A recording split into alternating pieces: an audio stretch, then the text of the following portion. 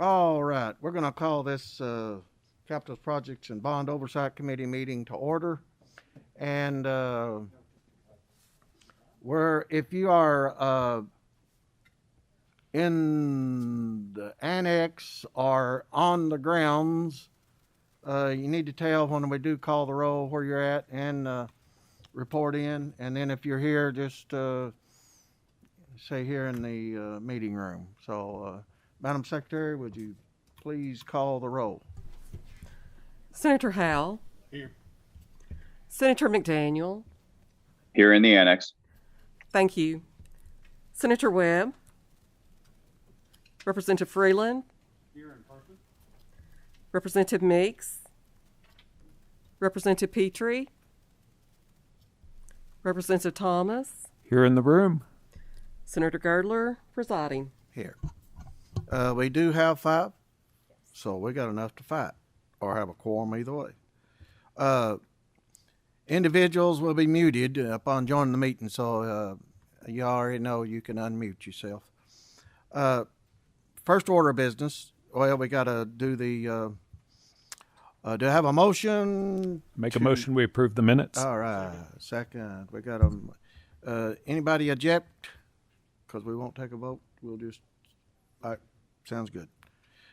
Catherine's got some information items, and we're going to let her report those right off the bat. So, Catherine. Thank you. Pursuant to KRS 45760 sub 5, UK Healthcare reported use of nearly $3.8 million in restricted funds for medical equipment purchases, around half of the funds for Chandler and the other half for Good Samaritan, and U of L reported 2 research equipment purchases. Pursuant to KRS 45812 sub 1, 6 schools districts reported debt issues for new projects and 6 reported refinancings. Pursuant to KRS 48111 sub 6A, the Division of Real Properties reported an invitation to lease space for the District 9 Probation and Parole Office in Louisville.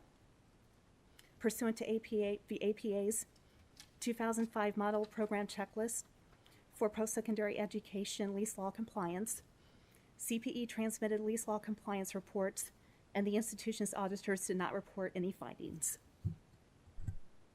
All right. Thank you, Catherine. Now we're going to get into the lease report from the University of Louisville. This is a new lease. And we're going to have Jeff Spokler. Jeff Spokler will be conferencing in on agenda item number 4. Jeff, you out there? Yes, I am. Thank you. Can you hear me okay? There you go. You're coming in loud and clear. Awesome. Thank you so much. We're seeking a state approval today on a master lease with Aptitude 4th Street LLC for 52 beds at their property. The property is called Marshall.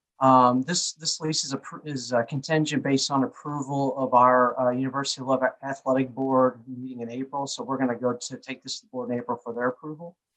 Marshall's a new private student housing development, which is adjacent to the Belknap campus. It's located on South 4th Street. This lease in particular is a 4-year agreement with a first-year payment of $506,000. There's a 3% escalator in years 2 through 4, and the beds will be utilized by our upperclassmen on the football team. Marshall was selected through an RFP process that was coordinated by our university purchasing back in January. Aptitude was selected due to their location, amenities, and their ability to guarantee the rooms we needed in the month of May when the football team needs them. The term lease will begin August 1st, 2021. Are there any questions? Do we have any questions for Jeff? No questions? Then can I get a motion and a second? I got a motion from Senator Howell. Second from Representative Thomas. If there's no further questions, Madam Secretary, would you please call the roll? Senator Howell. Aye.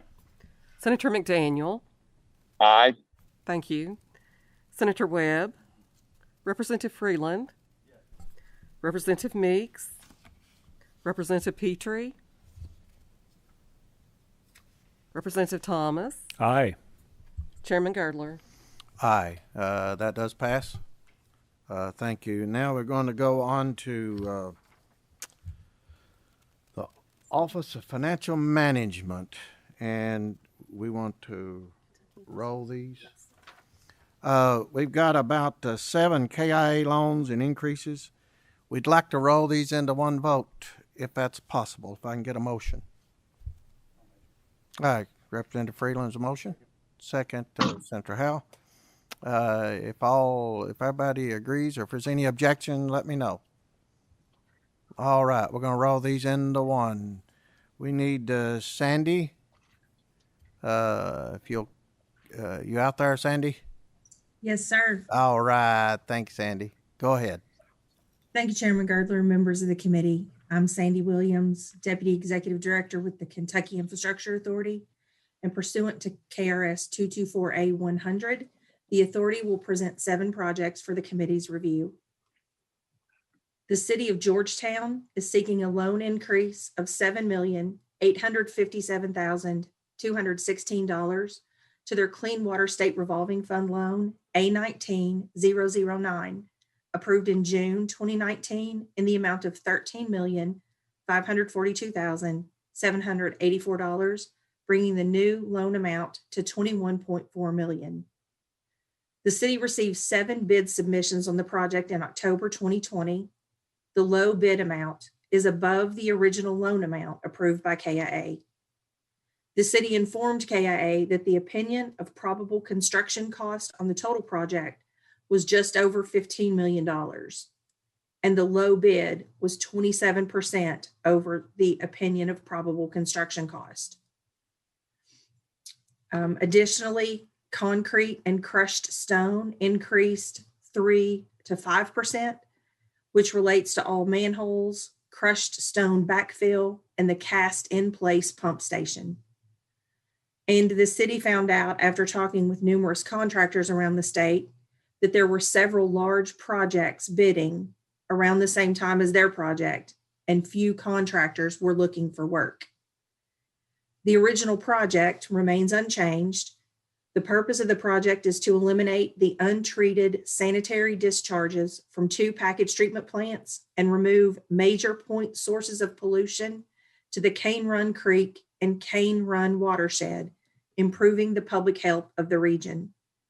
The original term also remains the same, with a 30-year term and an interest rate of 0.5%. The loan increase was approved at the February 4th KIA board meeting, and I would be happy to answer any questions. Do we have any questions for Ms. Williams? Mr. Chairman, I've got a couple, please. All right, go ahead, Senator McDaniel. Thank you. So we pretty much answered the Georgetown question, but I thought that we were increasing that one $7 million. To 21 million. I think I might have gotten mixed up between that and Richmond. But the question is the same for both of them, which is, do we expect this to be a trend that costs are trending substantially above engineers' estimates? We have seen, so my tenure with KIA goes back a full 2 months and 22 days. So in the past 2 months and 22 days, and from what I've been told, seriously, that a lot of the projects are seeing increases in construction costs due to not being able to get materials, not being able to find an adequate workforce. And I've even heard of one project that had to shut down over the bad weather, and they were concerned because their workers were actually up here from Georgia. So there are several factors that are contributing to the increased construction costs throughout the state. I would submit, based off of what I've seen in the industry, is that everybody needs to be figuring that these are going to continue to be this way. I know we've seen substantial increases from concrete, rebar, and gravel suppliers, which clearly factor in a lot to these. So just kind of a word to the wise at KIA that we might be seeing a lot more of this. Thank you. All right. Any other questions? All Mr. right. Chairman, one Yes. one more briefly. Go I'm ahead. sorry. Go ahead.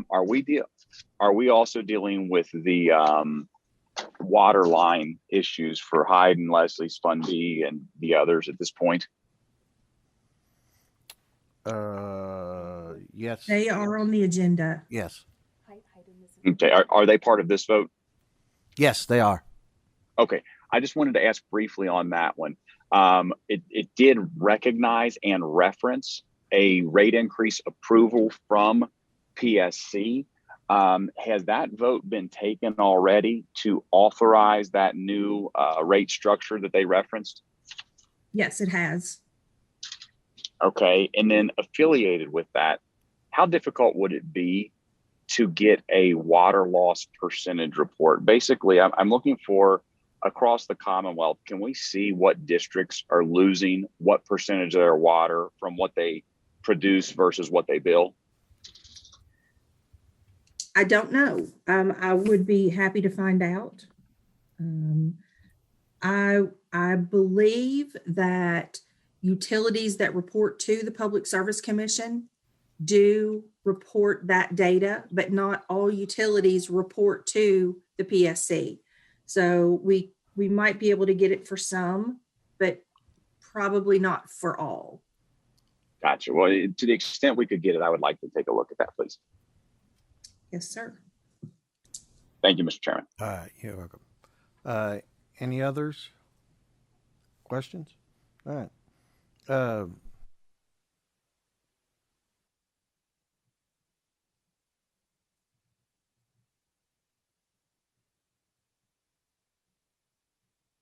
Oh, going to talk about the clean water. You got that, Sandy? Yes, sir. All right. So moving along, the city of Richmond is seeking a loan increase of $3 million to their Clean Water State Revolving Fund loan, A19050, approved in April 2019, in the amount of $10,142,000, bringing the new loan amount to just over $13 million. The increase is needed because bids came in higher than expected. Not only did the cost of materials increase, but only 2 bids were received on a road bore subcontract, which was over $1 million. The original project remains the same, and the original terms remain the same, with a term of 20 years, an interest rate of 0.5%. And this loan increase was approved at the February 4th KIA board meeting, and I would be happy to answer any additional questions. Have any additional questions on these? All right. You may proceed with the others, Sandy. Thank you. The City of Jackson is requesting a Fund A Clean Water State Revolving Fund loan in the amount of $1,017,000 for the Jackson Sewer Rehabilitation Project. The project includes repair of the East Main Street sewers, relocation of the Quicksand Road gravity sewer line due to a failing riverbank, and a sewer system study to identify and map existing sewer lines, complete manhole inspections, and locate inflow and infiltration points in the system. This will be a 30-year loan with a 0.5% interest rate and estimated annual debt service payments of $19,291. The loan was approved at the February KIA board meeting, and I would be happy to answer any questions on this project. Any questions on this project? All right. May proceed on, Sandy. Thank you. The Farmdale Sanitation District is requesting a Fund A Clean Water State Revolving Fund loan in the amount of $300,000 for the rehabilitation project there in the district. This project involves the rehabilitation of existing sanitary sewer collection systems in multiple neighborhoods, subdivisions throughout Franklin County. This will be a 20-year loan with a 1% interest rate, and it was approved at the February 4th KIA board meeting, and I'd be happy to answer any questions. Same here. Any questions? All right. Go ahead. The City of Whitesburg is requesting a Fund A Clean Water State Revolving Fund loan in the amount of $1.8 million for the sewer lift rehabilitation project. This project will rehabilitate the system's 18 lift stations. They are aging and in need of new pumps and appurtenances. This will be a 30-year loan with a 0.25% interest rate, estimated annual debt service payments of $32,958. This loan was approved at KIA's February board meeting, and I can answer questions on this one. Any questions? All right, proceed to the next one. The next one, Hyden-Leslie County Water District is seeking a loan increase of $100,000 to their infrastructure revolving fund loan B19-008, approved in November 2019, bringing the new loan amount to $2.835 million. The original purpose remains the same. KIA funding will provide permanent financing for the Kentucky Rural Water short-term note, which financed 61 miles of water lines, 2 50,000-gallon water tanks, and the addition of 317 customers. The district originally sought the short-term financing to complete the project and now seeks to convert the loan into permanent financing. This will be a 30-year loan with an interest rate of 0.5%. This was a director level loan increase approved pursuant to 200 KAR 17010, and I would be happy to answer any questions. Have any questions on that? All right, you can proceed to the last one, I think. I believe, yes, sir. The final request of the day for KIA. The city of Stanford is requesting an increase to their drinking water state revolving fund loan F17005 in the amount of $268,293 to supplement the water system upgrade project initially approved in March 2017, bringing the total loan amount to just over $2.9 million. The increase in costs is associated with a highway relocation project, field changes resulting in quantity changes, and unforeseen obstacles like unexpected soil conditions and incorrectly marked utilities that had to be avoided, some of which required hand excavation. The original terms remain the same. This will be a 20-year loan with an interest rate of 0.25%.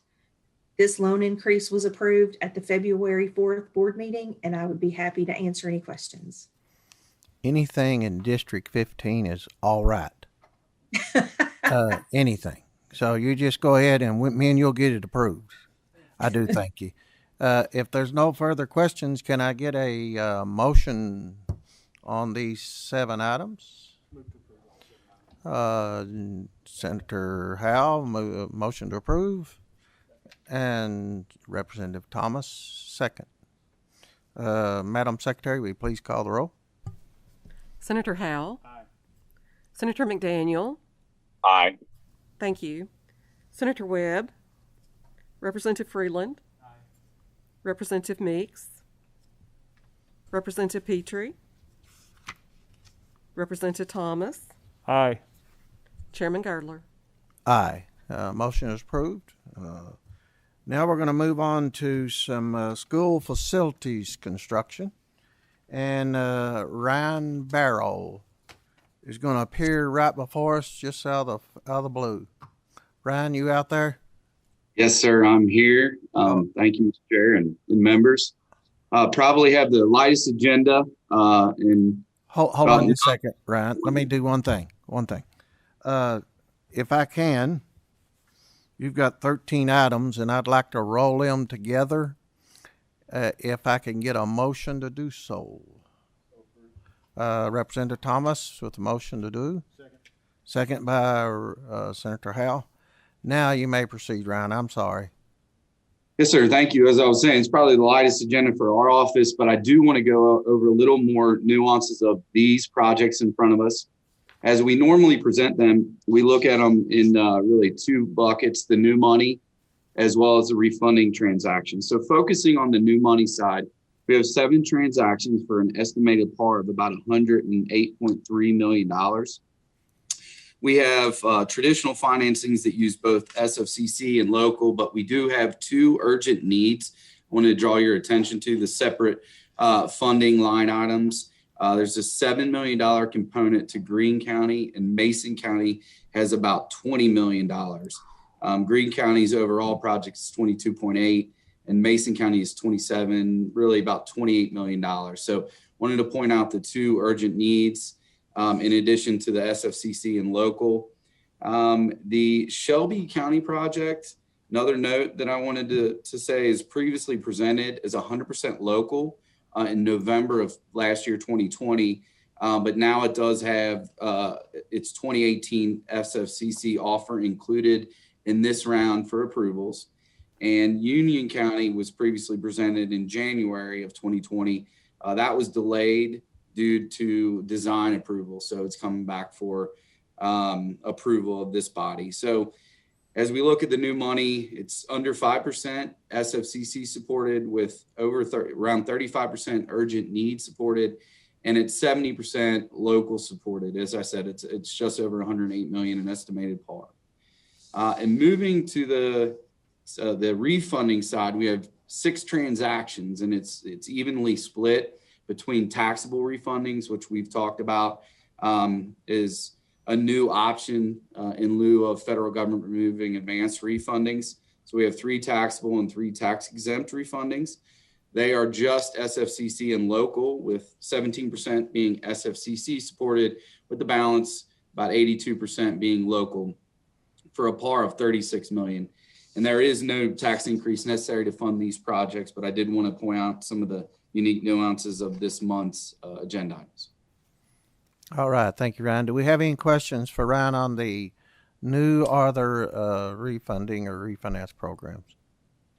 Mr. Chairman, I do. All right. Go ahead, Senator McDaniel.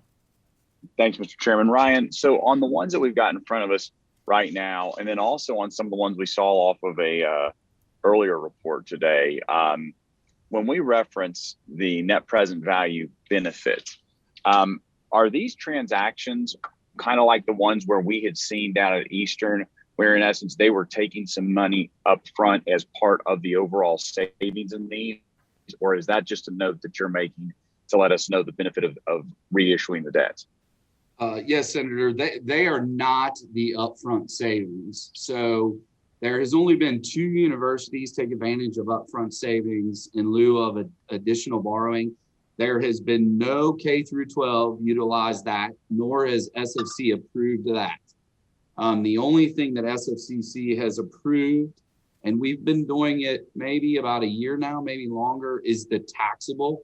So it's a traditional refunding, saving annual uniform savings per year. It's just on a taxable basis due to the change in federal tax law. Gotcha. All right. So is there an anticipation of potentially utilizing that refinance mechanism to generate cash on the front end? I would say there's no anticipation that I'm aware of. It would likely, from an economic standpoint, not work due to the size of the transactions. But there are some districts for certain large transactions it could work, but there would be a lot of steps in approval with SFCC, our office, before it would ever come to this body. Gotcha. I'd like Ryan to just grab a little bit of time and think through that process and what it looks like clearly outside of the confines of this committee. Yes, sir. Any more questions, Senator McDaniel? No, Mr. Chairman. Thank you. All right. Thank you. Any other questions for Ryan? All right. No more questions. I'd entertain a motion for these 13 SFCC transactions. I got a Representative Thomas motion. Senator Howe, got a second. Madam Secretary, will you please call the roll? Senator Howe. Aye. Senator McDaniel. Aye. Thank you. Senator Webb. Representative Freeland. Aye. Representative Meeks. Representative Petrie. Representative Thomas. Aye. Chairman Girdler. Aye. This also passes 5-0. Next meeting is going to be March 16th. stay tuned. That may change a little bit. And then that will be Representative Freeland. That'll be your first meeting that you're chairing. Oh, it's very hard. It's very hard. You'll have to study up. Yeah. Let me tell you this. I do appreciate Senator McDaniel, and he stays abreast of this stuff. And we may get some of the other side, like the House, help us a little bit. Some question, Mr. Rudy, Representative Rudy used to ask some. So anyway, if I can get a motion, we'll adjourn. We'll get out of here. All right, motion adjourned. Let's go eat.